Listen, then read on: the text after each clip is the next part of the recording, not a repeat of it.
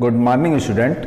मैं सुरेंद्र मणि त्रिपाठी युग निर्माण सीनियर सेकेंडरी स्कूल देवरिया खास देवरिया के ई पाठशाला में एक बार फिर आप लोगों का स्वागत करते हैं।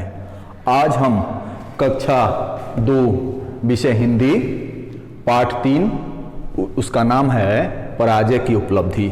आज हम लोग पढ़ेंगे, इसको समझेंगे और फिर उसके बाद कुछ क्वेश्चन दिया जाएगा, उसको फिर करेंगे। आइए पहले हम लोग शब्दार्थ में आ रहे हैं। देखिए, हिस्सा, हिस्सा माने होता है भाग। तारीफ, तारीफ माने प्रशंसा। सहपाठियों, साथ पढ़ने वाला।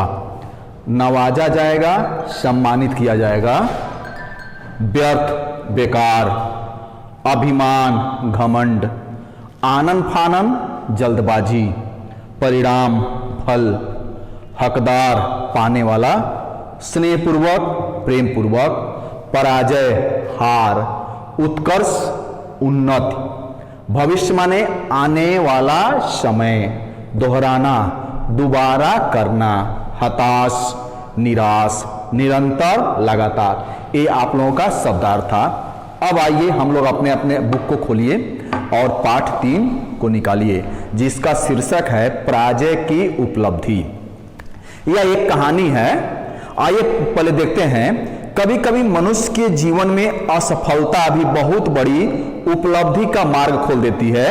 मतलब मनुष्य अगर असफल भी हो जाता है तो वह उसके उन्नति का मार्ग कभी कभी खुल जाता है, परंतु उसके लिए आवश्यक है कि इस असफलता से निराश न हुआ जाए, बल्कि उसे प्रेरणा लेकर के और श्रम किया जाए, मेहनत किया जाए।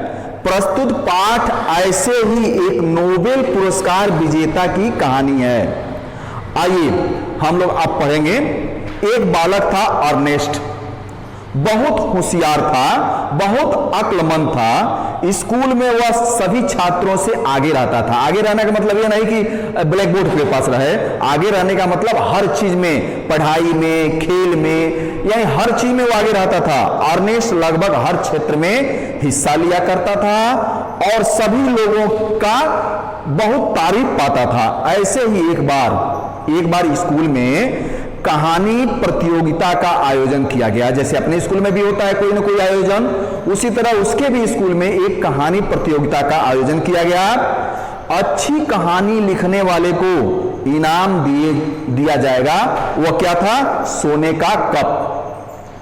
कहानी लिखने के लिए प्रतियोगियों को, मतलब जो कहानी लिखेगा उस प्रतियोगी को 1 महीने का समय दिया गया। सभी अपनी अपनी कहानी में तैयारी में लग गए। कहानी लिखने के लिए सभी लोग अपनी तैयारी करने लगे, पर अर्नेस्ट को 1 महीने का समय, अर्नेस्ट था वो सोच रहा था 1 महीने का समय वाली बात ठीक नहीं है। उसे लग रहा था कि कहानी लिखने के लिए महीने भर का समय बहुत ज्यादा है।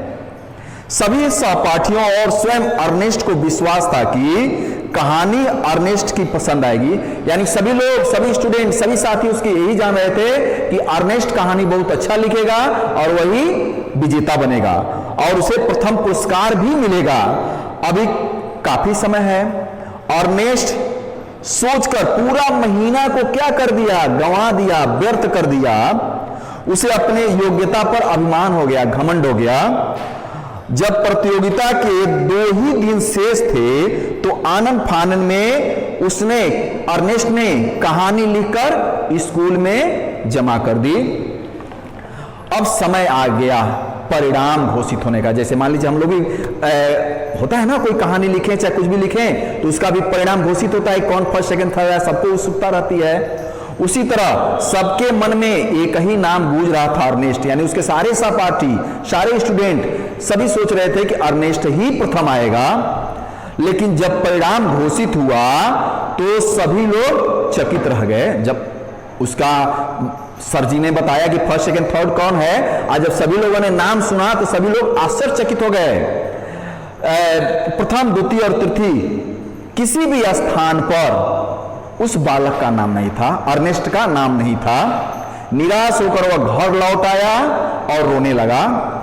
तभी उसकी बड़ी बहन, जब वो घर आया और बैठ होकर के निराश हो गया, रोने लगा, तो उसी समय उसकी बड़ी बहन आती है और बोली रोने से, रोते क्यों हो, रोने से क्या लाभ है? मैं तो पहले से ही जानती थी। महीने भर का काम अगर तुम 2 दिन में करोगे तो क्या करोगे? अगर मान लीजिए किसी को भी दे दिया जाए कि आप 1 महीने में एक काम करना है और वह 1 महीने भर न करके आप 2 ही दिन में कर लीजिए, तो कभी कोई सफल हो पाएगा? कभी नहीं हो पाएगा। तो इसीलिए उसकी बड़ी बहन ने कहा कि पूरे महीने भर का काम तुमने कितने दिन में किया? 1 दिन में किया। इसलिए तुम क्या करोगे? इस इनाम का असली हकदार वही है जिसने कड़ी मेहनत की। अच्छा, मैं तुमसे पूछती हूं, सच कहो, क्या तुमने सचमुच इस प्रतियोगिता के लिए मेहनत की थी? मैंने उसकी बहन ने पूछा कि तुम ईमानदारी से बताना, इस प्रतियोगिता के लिए तुमने मन से मेहनत की थी? अर्नेस्ट चुप रहा। भाई मेहनत तो किया नहीं था, इसीलिए वो चुप रहा।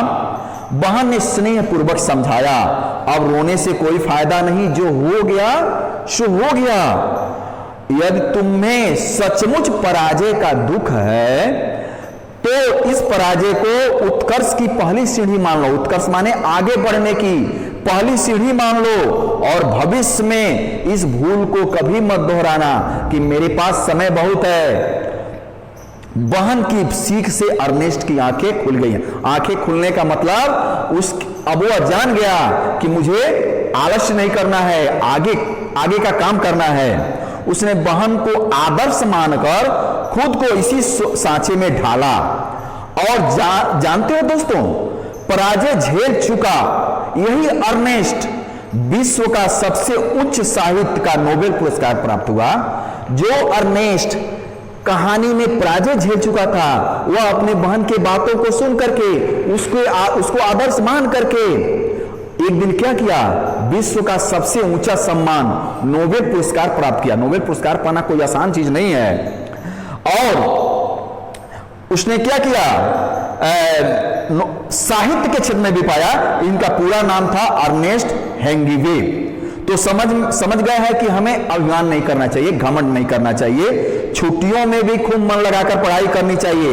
भले ही आपको सब कुछ याद हो, पर अभ्यास करने में कोई भी बुराई नहीं है। जिंदगी के किसी मोड़ पर पराजय का मुख नहीं देखना चाहिए। हमें हताश नहीं, उत्कर्ष आगे बढ़ना चाहिए और हमेशा निरंतर आगे बढ़ने के लिए प्रयास करना चाहिए। इसलिए छुट्टी में भी पढ़ना चाहिए, मन लगा के पढ़ना चाहिए। और इसमें देखिए कुछ क्वेश्चन दिया जा रहा है, उस क्वेश्चन को आप लोग सॉल्व करेंगे और भेजेंगे। अगर कोई समस्या होगा तो कमेंट करके पूछेंगे, मैं आपको बताऊंगा। आज के लिए धन्यवाद।